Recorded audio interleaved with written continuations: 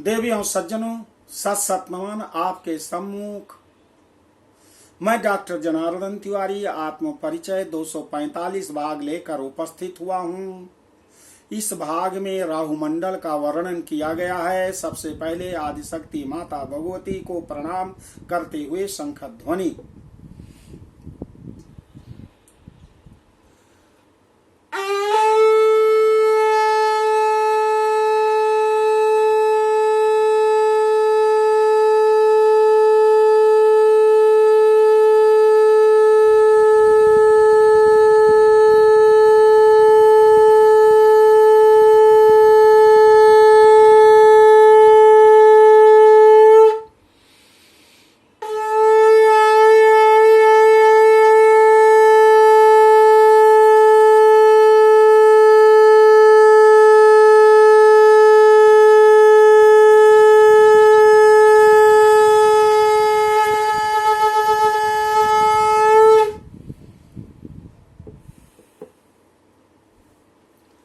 आदिशक्ति माता भगवती कहते हैं कि हे श्री नारायण, मेरे पुत्र नारद को राहु मंडल के विषय में बताइए,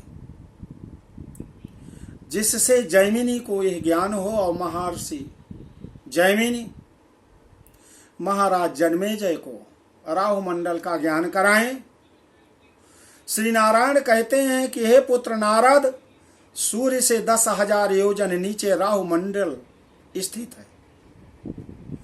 यह सिंही का पुत्र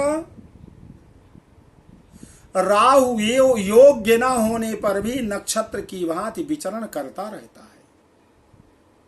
चंद्रमा तथा सूर्य को पीड़ित करने वाले इस सिंही का पुत्र राहु ने भगवान की कृपा से ही अमर होने तथा आकाश में विचरण करने का सामर्थ्य प्राप्त किया है।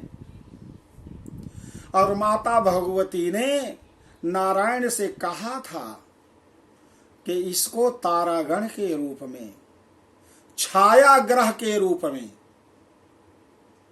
आकाश में विचरण करने का वरदान दीजिए। एक तारागण होते हैं जो दिखाई देते हैं, छाया ग्रह होते हैं तारा ग्रह। छाया ग्रह जिनकी छाया ही होती है वो दिखाई नहीं देते हैं। 13,000 योजन विस्तार वाला यह असुर 10,000 योजन विस्तार के बिंब मंडल वाले तपते सूर्य का तथा 12,000 योजन विस्तृत मंडल वाले चंद्रमा का आच्छादक कहा गया है। ढक लेता है, आच्छादित कर देता है। पूर्व काल में अमृतपान के समय बैर को याद करके वह राहु अमावस्या को सूर्य और पूर्णिमा के पर्व पर चंद्रमा का आच्छादक होता है। दूर से ही वह राहु सूर्य तथा चंद्रमा को आच्छादित करने के लिए तत्पर रहता है। यह बात जानकर भगवान विष्णु ने विशाल ज्वालाओं से युक्त अपना अत्यंत भयानक सुदर्शन नामक चक्र उन दोनों सूर्य तथा चंद्रमा के पास भेज दिया था। उसके दुस्सह तेज से सूर्य और चंद्रमा का मंडल चारों ओर से घिरा रहता है। इससे खिन्न तथा चकित मन वाला वह राहु बिंब के पास जाकर और वहां क्षण भर रुककर फिर सहसा लौट जाता है। हे देवर्षि, जगत में इसी को उपराग कहते हैं। उपराग का अर्थ है ग्रहण। हे श्रेष्ठ, उस राहु मंडल से भी नीचे सिद्धों, चारणों और विद्याधरों के परम पवित्र लोक कहे जाते हैं। पुण्यात्मा पुरुषों द्वारा सेवित ये लोक 10,000 योजन विस्तार वाले कहे गए हैं। हे देवर्षि, इन लोकों के भी नीचे यक्षों, राक्षसों, पिशाचों, प्रेतों, भूतों का उत्तम विहार स्थल बताया गया है। इसके नीचे जहां तक वायु चलती है और जहां तक मेघ दिखाई देते हैं, ज्ञानी तथा विद्वान लोगों के द्वारा वह अंतरिक्ष मंडल कहा जाता है। हे द्विजश्रेष्ठ, उसके नीचे 100 योजन की दूरी पर जहां तक गरुण, बाज, सारस, हंस आदि पृथ्वी पर होने वाले पार्थिव पक्षी उड़ सकते हैं, पृथ्वी बताई गई है। पृथ्वी के परिमाण तथा स्थिति का वर्णन पहले ही किया जा चुका है। हे देवर्षि, इस पृथ्वी के नीचे 7 विवर कहे गए हैं। इनमें प्रत्येक विवर की लंबाई तथा चौड़ाई 10-10 हजार योजन है और ये एक दूसरे से 10-10 हजार योजन की दूरी पर स्थित कहे गए हैं। ये सभी ऋतुओं में सुखदायक होते हैं। इनमें पहले को अतल, दूसरे को वितल, तीसरे को सुतल, चौथे को तलातल, पांचवें को महातल, छठवें को रसातल और 7वें को पाताल कहा गया है। हे विप्र, इस प्रकार ये 7 विवर बताए गए हैं। ये विवर एक प्रकार से स्वर्ग ही हैं। अनेक उद्यानों तथा विहार स्थलियों वाले तथा काम, भोग, ऐश्वर्य, सुख तथा समृद्धि से युक्त यहाँ के भुवनों में स्वर्ग से भी बढ़कर सुख तथा आस्वाद उपलब्ध होते हैं। वहाँ निवास करने वाले महाबली, दैत्य, नाग तथा दानव अपने स्त्री, पुत्रों तथा बंधुओं के साथ सदा आनंदित तथा प्रफुल्लित रहते हैं।